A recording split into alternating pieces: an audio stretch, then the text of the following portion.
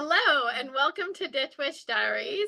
So excited that we have Raven back, and Raven is going to share on her fruit for this week. So take it away, Raven. Okay. So we're going to start off with orange, and then my second one later on will be lemon. Very nice. So starting with orange. So the botanical name, they kind of group them into sweet oranges and bitter oranges. So Citrus sinensis is sweet orange, and then Citrus aurantium is bitter orange. However, there isn't just one in each of these categories. So, like sweet oranges are made of like mandarin, clementine orange, blood orange, navel, which is like the most common one, and then bitter. There's a couple bitter. So Look at these are those. still there I are love still separate like fruits, even though this is like the botanical, the Latin name. um in this, it's mostly talking about sweet orange, but there is I kind of like combine some bitter orange in there as well. The parts used are the fruit mostly and the flowers, also the leaves and the wood. I did not find any folk names for this. Also, I should say, I had a hard time finding really any lore associated with orange, which was kind of weird. I thought there would be more. I did find a couple stories we're going to talk about, but there's not really any. I found like folklore stories, but not a lot of like deity connections. So that was interesting. All of the folk names that I found were just names of the specific types of fruit. So like the Latin name for mandarin and stuff. Also, real quick, just want to talk about the layout of the orange. So the edible part is called the endocarp, which is made up of segments. So we have like the segments of the orange, and then there's like the fibrous core, and then we have the outer membrane. And then the segments have like the little juice sacs. Sometimes when I'm eating an orange, I like to like pick out the little juice sacs and eat them individually. Um, so then with the peel, we have mostly the peel is used for like fragrance. You can also like consume it, but the most common use for the peel is for the fragrance. And so the peel has two layers. We have the flavido, which is like the outer layer. So you can see it's like the orangey, most orangey outer part. And then the albedo, which is like this thicker, kind of whitey, fibrous inner layer. So, orange has been a symbol of wealth and status in European art. So, a lot of times you'll find, like throughout time, really, until oranges became relatively popular, there was a lot of oranges just in paintings. And it's because the oranges, they don't really grow in cold climates, and Europe has a pretty cold winter or like cold climates. And so it had to be imported, or they would have these like specialty like greenhouse orange groves called orangeries. And because they either had to be imported or like specially grown in these areas, they were expensive. And so it's tied to like wealth and royalty. I don't know why I capitalized that. Oh, that's going to bother me. There we go. Also, for a long time, it has been associated with um, like prosperity and luck. So Virgil, who was a Roman poet around like 300 BCE, he called them lucky apples. And we're going to talk about the tie between oranges and apples in some of the stories that we talk about. So, as I said, I have a couple stories and they're kind of long. So here's one. This is a Haitian lore or a Haitian story. So it said that there was a young girl and her mother passes away, and her father remarries a very cruel woman, so she has this cruel stepmother, and the stepmother would like starve the girl and not care for the girl. And so the girl eventually became so hungry that she succumbs to the temptation of eating oranges. There's oranges kept in the house, but she wasn't allowed to eat them. But she's starving, and so she eats these oranges while she sits at the kitchen table. The stepmother comes home, and the girl knows that she's going to be beaten and like in trouble. And so she runs from the house and she goes to her mother's grave. So she's sitting at her mother's grave, thinking about how much trouble she's going to be in. And while she's kneeling at the grave, an orange seed falls out of like her clothes, her skirt, and it lands in the soil. and she's just so desperate, she just doesn't know what to do, and so she sings to the seed, and the seed becomes a sapling, and then it continues to grow into a tree, and then it continues to grow into fruit. So now it's this like fruit tree, and she becomes so happy. Now she has food, she can eat to her fill, and she's like eating all of these oranges, and then when she's done eating, she carries some of them home. So she thinks, okay, I'll show my stepmother that I'm bringing these oranges back and I won't get in trouble. So the stepmother sees them and just eats them, like very greedy. Then she asks the girl where they came from, and the girl shows her, like, takes her stepmother to her mother's grave where this tree is. And so then the stepmother just starts eating all of these oranges and like doesn't care. She's just like shoveling her face. So then the girl starts singing to the tree while the stepmother is eating these oranges, and it grows while the stepmother is like standing over the tree, basically. So the stepmother is like stuck in this tree. She begs and pleads for the girl to let her down or to help her get down, and the girl does. But as soon as she gets off, as soon as the stepmother gets off, then she starts just like eating the oranges again uncaringly. And so um, the girl knows that once the stepmother has eaten all the oranges, that she's gonna get in trouble. And so the girl sings to the tree to make it grow even taller, and so the stepmother gets like caught in the tree again. And so while the stepmother is in like this massive like tree canopy, the girl yells at the tree, break, orange tree, break, and the tree breaks, and then the stepmother falls with the tree, and dies. And so then the girl saves one of the seeds from one of the oranges from this tree now that it's broken, and she replants it. It grows, and then now she sells the sweet oranges to the market, and that's how she's able to take care of herself. It's a rad story. Yeah. So then in Christian mythology, it said that Mary, Joseph, and Jesus were traveling long distance with Mary, and Mary became hungry and thirsty. The family, like, they find an orange tree, and the orange tree, which has fruit, is guarded by an eagle. And so when Mary asked the eagle for some of the oranges, the eagle fell asleep, and that allowed her to take 3 oranges. And it said that the 3 was to represent each of the Trinity. Sure. Yeah, sure. So then we have the Victorian language of flowers, which I think we've mentioned before, but it's essentially like a coded way that people would talk Yeah. to each other.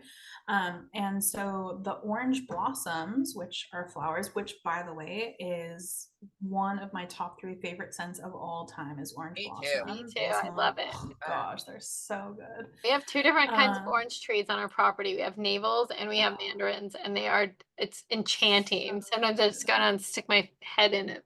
I grew up in an orange grove, and so just like Yeah. that's just the scent for me. Ugh, just so good. And it's hard to find. I try to find like a perfume or a body oil or something that smells like orange blossom, but I haven't really found a good one. Mm-mm. But anyways, so according to the Victorian language of flowers, the orange blossoms represent purity and chastity. And it was said that, or they would say, your purity equals your loveliness. And so the flowers were associated with brides, because of this like purity aspect, and also like the sweetness of the smell. And because orange blossoms are so abundant in trees, that it's supposed, and followed by fruit, that it's supposed to tie to like the abundance of the bride and the connection to fertility. Now, there is some debate as to what came first, the orange fruit or the color, like the name. Was the first name associated with the fruit or with the color? But the general consensus is that the word orange comes from the Sanskrit word naranga, which originally referred to the orange tree. So it's believed that the name of the fruit came first before the color.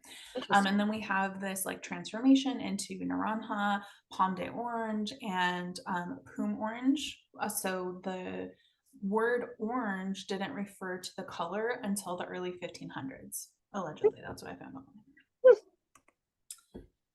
Then we have orange pomanders, and so this is where we see cloves being stuck into oranges. Oftentimes it's like the full orange. I have seen them like sliced in half with cloves put in there, but it's usually like the full orange. And this stemmed from the medieval pomander, which looks like this, where there was like this little ball that would open like in half, and you would put like herbs and good smelling resins and stuff in there. And then once somebody walked past who was like diseased or just didn't smell good, then you would like waft that and smell that. And so that's where this idea comes from. What else? Yeah, and that just talks a little bit more about the commander. So then we have a little bit of lore. So Venus's lover Adonis is killed by a wild boar while hunting. Venus transforms him into an orange as a tribute to Daphne, which is Apollo's first love.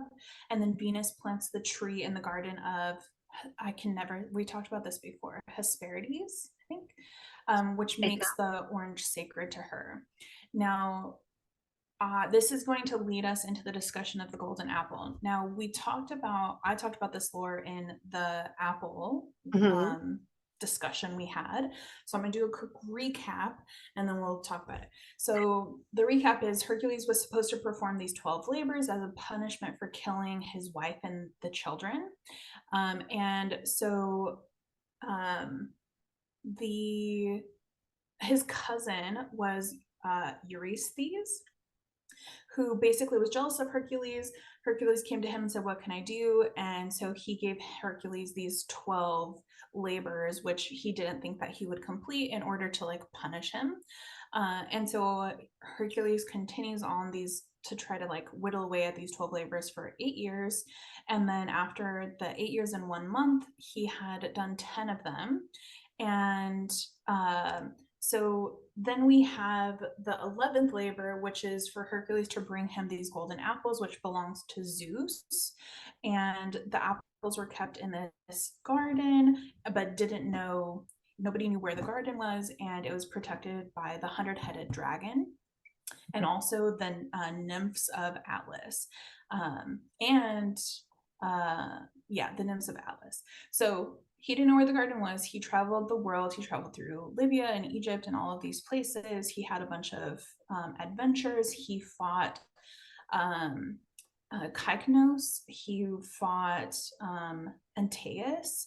He like did all of these things. So then eventually he came across Prometheus, who we've talked about before. The eagle was eating his liver for 30 years. The eagle would continue to eat his liver. And so Hercules kills the eagle, which frees Prometheus. And as a gesture, Prometheus tells Hercules where this garden is. And he says, "This is where the garden is, but you can't go. You need to send Atlas." So Hercules tells Atlas. Atlas goes to get them. Atlas brings them back. Atlas says that he wants to turn them in, basically. And Hercules was holding Atlas, if you remember, like, or if you know the lore, Atlas is the one who holds the world like on his shoulders. And so while Atlas was going to get the golden apples, Hercules had to hold the world. And so Atlas comes back, Hercules still holding the world. Atlas says, "Hey, I'm gonna go turn these in for you." And Hercules says, "Okay, great, but first, real quick, can you take the world back? Because I just need some padding on my shoulders. My shoulders are sore." And Atlas says, "Yeah, man, no problem." He takes the glow bag, and Hercules says, "Haha, tricked you," and then like takes the apples and Of course runs. And so, it's like, and so then let's see. I got ahead of myself. Oh, yes. So Hercules has gone through all of this trouble. He finally has the golden apples and he tries to turn them into Eurystheus. And then essentially Eurystheus says, "Hey, man, I can't keep these because they're not mine, whatever." And so Athena takes them back to the garden. So Hercules went through this whole thing. He was successful in his 11th task, but they end up just going back to where they came from. Okay. So the question is,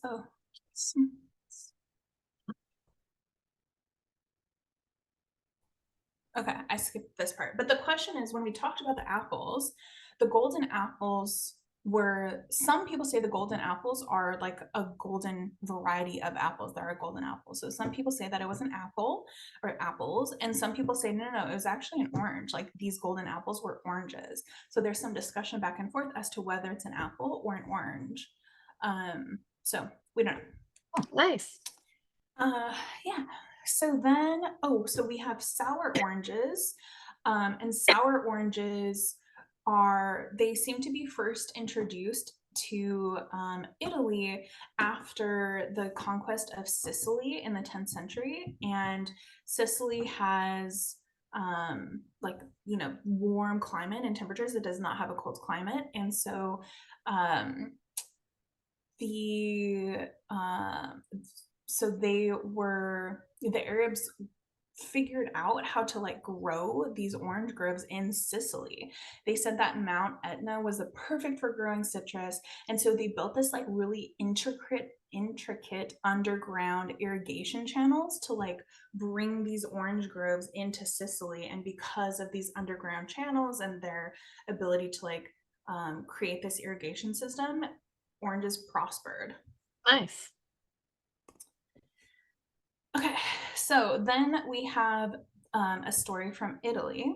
So the story says that there was a king who had one son, and the king was waiting for this prince to marry. And one day the prince cut his finger. The blood of his finger fell onto very white cheese because it's Italy. And so the prince, That's great. So the prince said that he would only marry a woman as white as the cheese and as red as the blood. So that's what he wanted. He wanted a woman who was very white but also very red. White like cheese and red like blood. You know. Yes. The sexy quality. As you do. Or in a queen. I know. I'm like Bridget. Like right? As you know. Like cheese and red like blood. Exactly like Bridget. Like Bridget. Oh my gosh.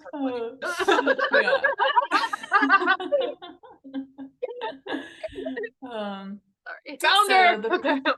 Yeah, right. So the prince wanders the lands, and he finally comes across the path of two little old women, and the women told him that he would find what he was looking for here. And they gave him 3 citrons, which we're assuming were oranges. But they said, don't open these until you get to a fountain, because once you open them, a fairy is going to fly out of each of them, and you have to right away give them water. So he gets home. By the time he gets home, 2 of the oranges had gone bad, so he couldn't open them, but the 3rd one was still good. He opens it, and a fairy comes out. Now, this is where it gets a little like weird. I don't really understand the story's pathway here. So it says, a woman was red and white, and the prince wanted to fetch her home properly with suitable clothing and servants. Now, I found a couple like editions of this story, and it seems like in some editions, the woman he found was the fairy, but in other editions, it was somebody else. And so he sees this woman, he wants to marry her, but he has to like set everything up. And until he can set up like servants and clothing and stuff, he hides her in a tree. So then a slave woman comes to fetch water. She sees the other woman's reflection in the water and thinks that it's her own reflection. And so she thinks, oh, look at how beautiful I am. I'm actually too pretty to be a slave. I'm too pretty to be fetching water. So she goes back to her like owner and doesn't bring back the water and gets in trouble, essentially. And so then the fairy laughed at her in the garden, and the slave noticed the fairy, which is why I'm thinking it's the girl in the tree. Yeah. So she asked her story. The woman tells her the story, and offers to arrange her hair for the prince. So the slave offers to fix her hair up. When the fairy or the woman agrees, she sticks a pin in her head, and so the slave sticks a pin in the head of the woman or the fairy, and then the woman or fairy leaves. She escapes, and she escapes by turning into a bird. So the woman's kind of trapped her, the slave kind of traps her. She tries to get away. She does so by turning into a bird.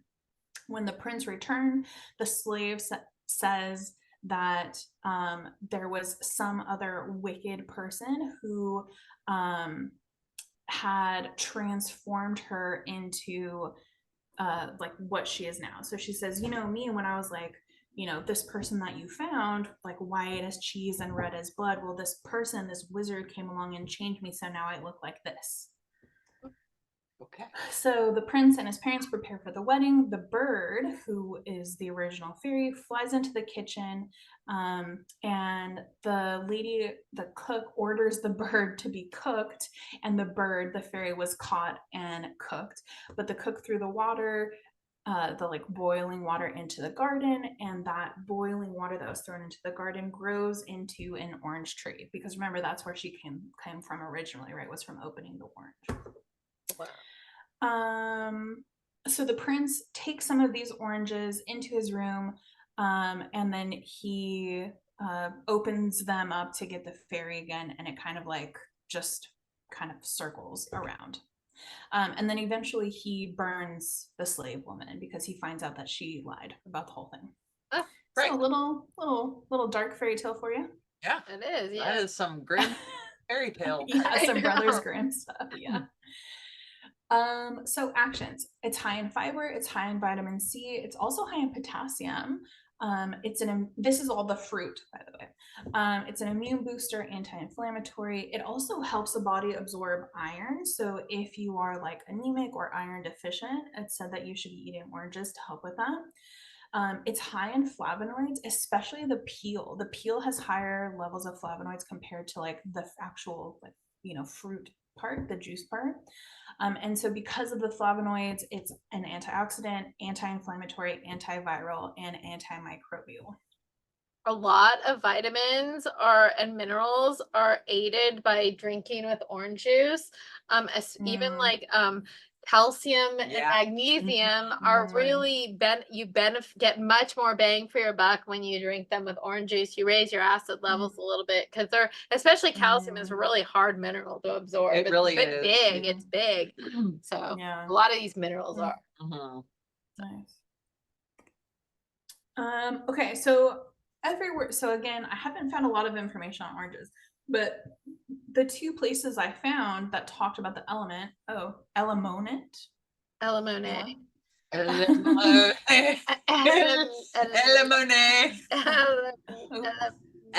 Element. 3-net. Oh my gosh, what's I keep happening going, here? delete. LMENT. There, we did it. There we go. Okay. So those two places said that it's fire, which I don't know if I agree with that. I don't really like orange to go with fire. In the like Italian lore, I guess in the stories it kind of makes sense, but I would not associate it with fire. Sticking with the fire, planet association is sun, and sign association is Leo. So I don't really know. I don't know. It's What do you bright think? and You like fire for orange, it? like a sunshine, you know? I know. It's like It big is, but ball I of don't. sunshine I feel fire. like it's So I like, see it, but yeah. It's also like very sweet, and it tastes yeah, like juicy. I don't know. I just don't. And the scent of the orange blossom. Watery. So I want to say water. Like I want to I give do it water too. too. Yeah. Me Water, too. sun, Leo. That's what I call it. Potentially air, maybe I could see that, especially with the blossoms, because it's like so. Because you know, I associate air with like highly scented stuff, but I could see water. I like water the best. Okay, so in general, oh yeah, and the sacral. Yeah. In general, oranges used for like attraction, positivity. This is another reason why I don't like it for fire, because it's like very positive and like loving. Orange blossoms are often, I found a couple of places that said orange blossoms and oranges can be used interchangeably, which I don't agree with. I don't agree with a lot of stuff that says things can be used interchangeably. Yeah. So I think it can be used interchangeably with what? The flowers and the fruit. Oh, can be used interchangeably. I mean, it's not as it's not like they're saying apples and oranges like used interchangeably. Yeah. It's weird. The fruit and the flower. Yeah. I There's associate crossover for the sure. Yeah. There's definitely Yeah. a diagram. Yeah. I would associate the flowers with like attraction for things and like love, especially things like self-love and like sweetness and stuff. And then with oranges, I would associate that with like more health, kind of like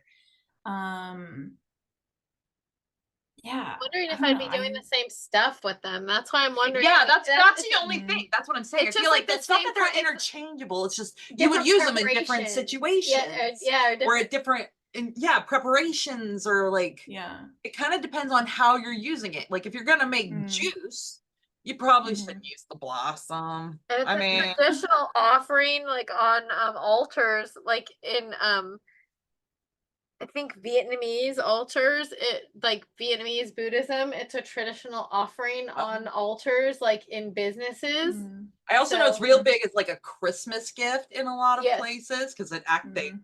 that's when they fruit is like Christmas time. Yeah.